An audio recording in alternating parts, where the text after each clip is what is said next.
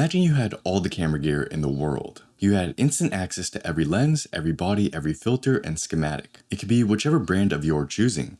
Leica, Fuji, Nikon, you name it. And you can instant summon it whenever you needed it. Do you think you'd take better or worse photos? In my honest opinion, I think worse. You see, it's easy to imagine the great benefits of this superpower. Having instant access to any piece of gear would be amazing. But if you stop and think about it for a second, you can quickly see the downsides. The first and foremost being, what do I use? What should I summon? This would look great on a Fuji, but it would also look great on a Leica. And then you sit there thinking and deliberating, and before you know it, the shot's gone. You see, contrary to our natural thought process, having more gear doesn't help us. It hurts us. And true mastery of the streets actually comes from one lens. Let's begin.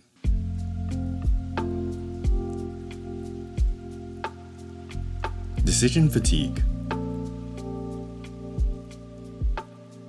In a 2012 interview with Vanity Fair, former President Barack Obama was asked how he managed the overwhelming responsibilities of presidency. His response: "You'll see I only wear gray or blue suits. I'm trying to pare down decisions. I don't want to make decisions about what I'm eating or wearing, because I have too many other decisions to make." This automation of decision making seems to be common amongst people in higher positions of work like Steve Jobs and Mark Zuckerberg. Some may think of this behavior as robotic, but it highlights something important. What Obama was referring to here is called decision fatigue. We, as mortal human beings, have a limited amount of decisions we can make on a daily basis.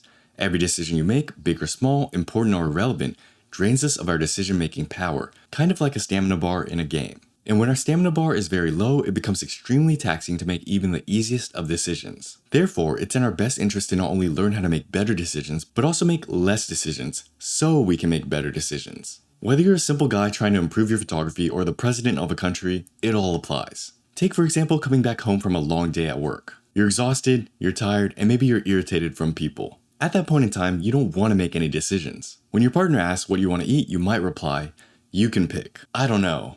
I'm too tired to choose." In fact, you probably wish you could just sit there and vegetate for a second while all those other things are decided for you. That's decision fatigue. Once you begin to recognize the importance of decisions and how they affect our progress in life, you'll start to protect the few decisions you make on a daily basis. Because the more time and stamina you waste on pointless decisions, the less stamina and energy you'll have later. For street photographers, we must ask ourselves something simple. Does it really matter which camera and lens I use today? Will it really make that big of a difference if I go out with a 23mm or a 35mm? Probably not. And if that's the case, I'm better off just grabbing something and going, rather than sitting there deliberating for 30 minutes. Here's where street photographers can save a lot of our decision stamina. By having one preset camera and lens, we no longer have to make decisions about what to use. We can grab and go and just start taking pictures.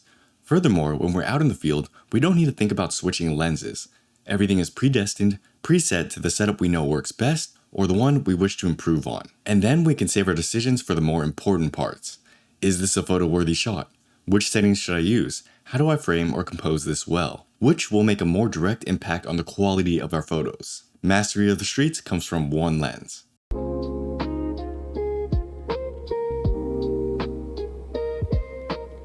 Constraints are key. The recently retired Terrence Crawford, who many see as one of the greatest pound-for-pound boxers of all time, once shared how it felt putting on 8-ounce gloves for the first time. Prior to that, he had only used heavier gloves, so within the next 26 seconds, his opponent was on the ground, knocked out. The gloves represented a physical constraint or limitation, and the removal of that weight was like taking it off. In photography, I like to think of a singular prime lens in the same way. As opposed to a zoom lens, which gives you the flexibility to shoot at multiple focal lengths, a prime lens only has one option, which forces you to move your feet or be more patient to get the shots you want. This also applies to carrying around multiple primes. Committing to one lens means you can't change lenses midway in a photo session, yet you still have to figure out how to get the shot.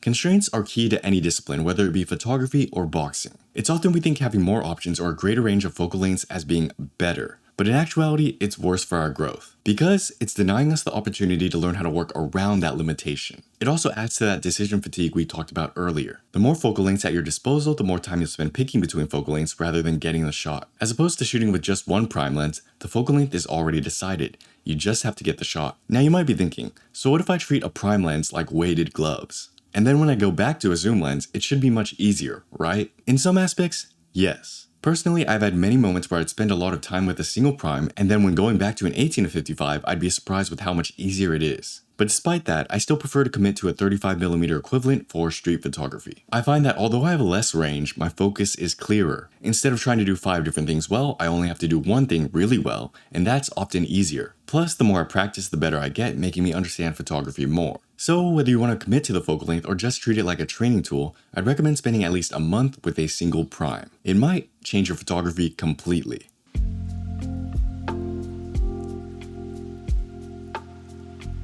Double down. If we study the greats of street photography, many of them stick to one primary focal length. Cartier-Bresson was known to have shot with a 50mm equivalent for most of his work because he believed it to be the ideal natural field of view for what he wanted to capture. Joel Meyerowitz shot mostly 35mm while occasionally stepping out to different focal lengths or formats. And Daido Moriyama's work is often synonymous with the 28mm, capturing close, immersive, or distorted views. Besides the benefits we mentioned earlier, a single prime allows your work to have a consistent visual style. This is important, especially when it comes to building a photo book or collection of images. When you switch focal lengths too often, the viewer gets confused subconsciously. But when you stick to one, the spreads flow easier and everything feels connected. There are exceptions to this rule, of course. Martin Parr used a variety of focal lengths ranging from your standard street photography ones to tighter, long-range zoom lenses, and for him, it works. But it still requires conscious thought and effort to bring those images together. In my opinion, what it boils down to is the look you want and what you're trying to capture. Lately, I've been doubling down on the 35mm equivalent focal length. It's always been my favorite for street photography and documenting my own life,